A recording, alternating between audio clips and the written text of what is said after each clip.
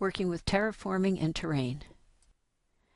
I've moved over to an innocuous part of my island, and you should always do that because this can be a dangerous thing. And I right-click on the island, and then I click Edit Terrain.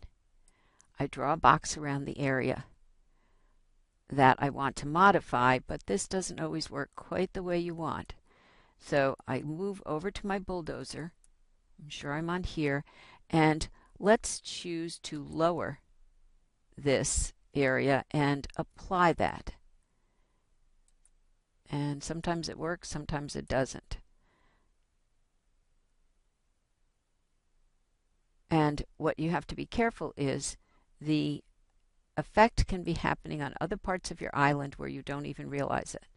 Okay, it didn't seem to work too well, so I just am lowering it manually, so to speak, with my bulldozer.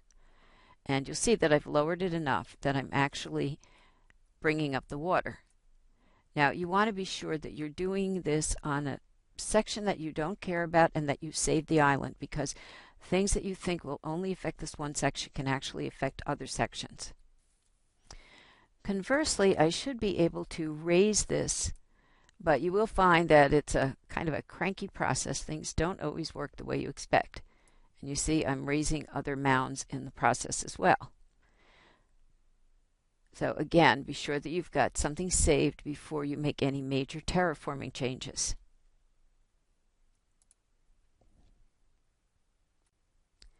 Another interesting feature about the land, and I close that, is to go up to World, and then you want to come all the way to Region, which is off my menu here.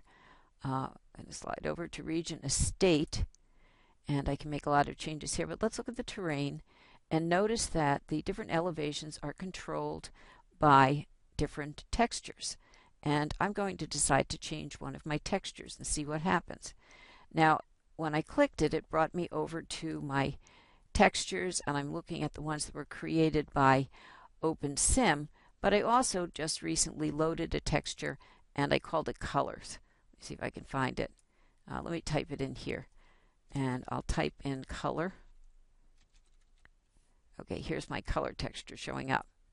And let's see what happens if I bring in these jelly beans. Let me select that. And now let's apply it.